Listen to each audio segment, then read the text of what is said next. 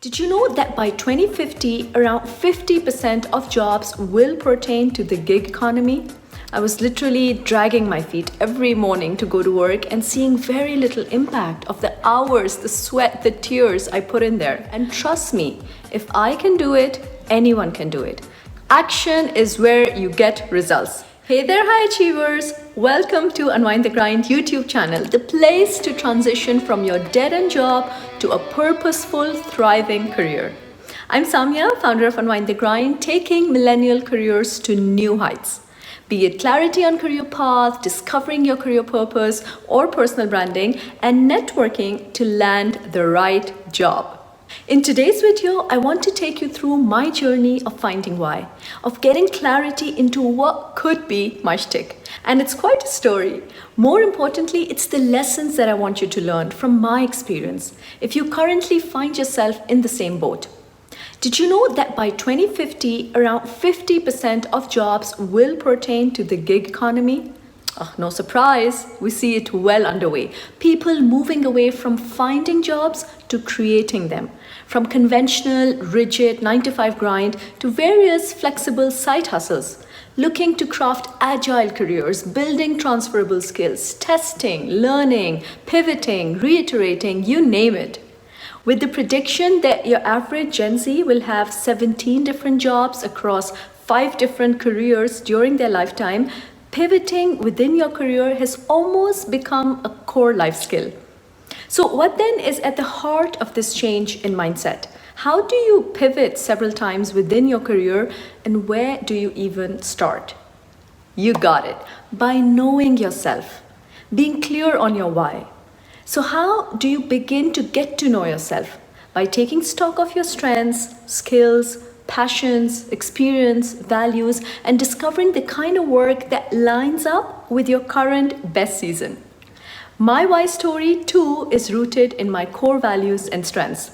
Striving to live a meaningful, purpose-driven, growth-oriented life is not only my core value, but also the highlight of my past 14 years of career journey. Growing up in a middle-class background, what success meant to me was getting top grades in school and landing a high-profile job in a prestigious multinational corporation. And it did happen.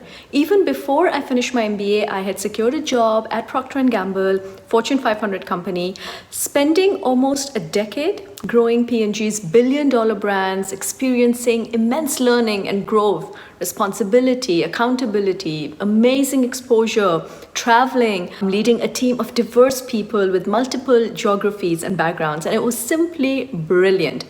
But towards the end of it, I was inwardly very unhappy and kept asking, is this all there is? Is this what I want to continue doing for the rest of my life? My work had started to feel inauthentic. I was literally dragging my feet every morning to go to work and seeing very little impact of the hours, the sweat, the tears I put in there.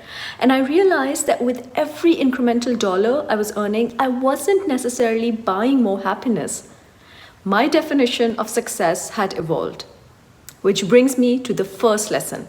What is your definition of success? Is it based on external factors dictated by society, like getting top grades from an Ivy League, working at a fancy multinational, buying a huge house, getting married and having kids? Or is your success closely linked to what makes you happy, where you find your internal motivation and drive, what you value, what matters to you? More on how to discover this in my free masterclass on Find Your Why, 8 steps to carve a career in line with who you are. Check out the link in the description below, grab a pen and paper, and get cracking. Back to my story. So I was at a major crossroads and didn't know where to go from there. And so what did I do when I got to that stage?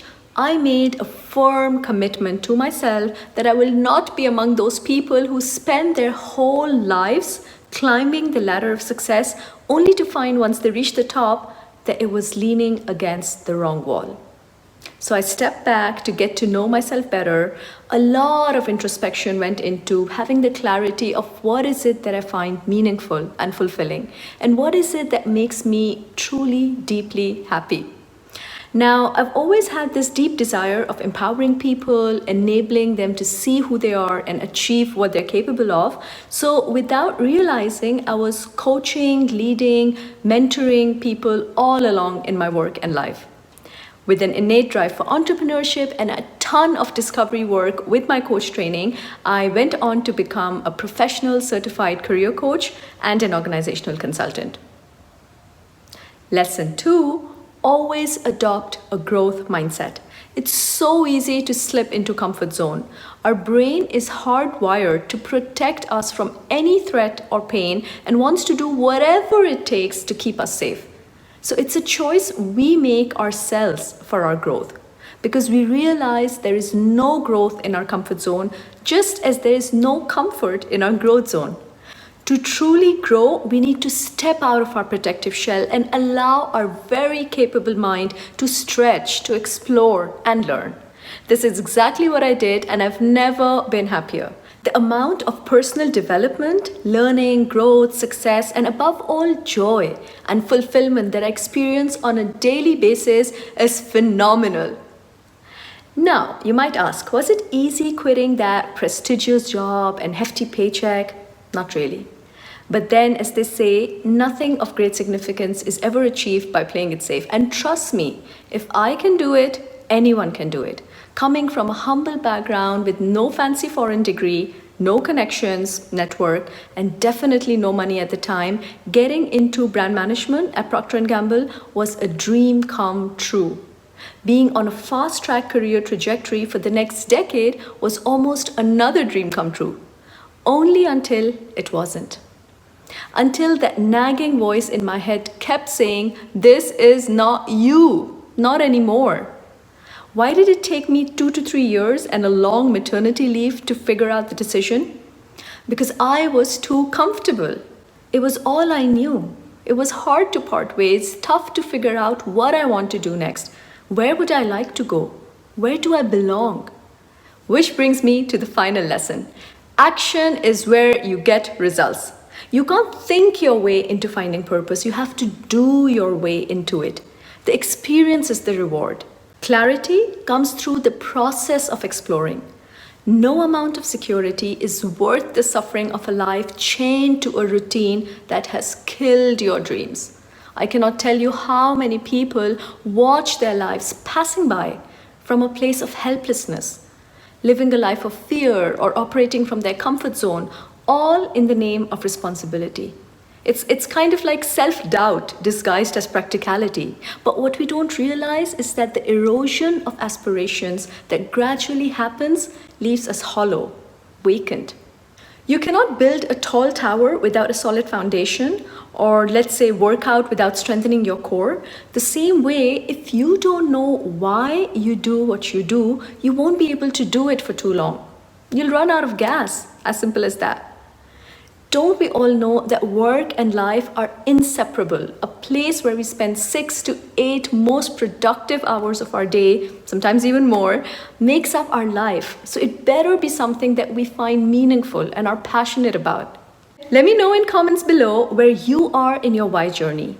What are the questions you're asking yourself? What resonated most with my story and lessons? Stay open and nimble to change, to learning, to upskilling, and seeing where this flow takes you.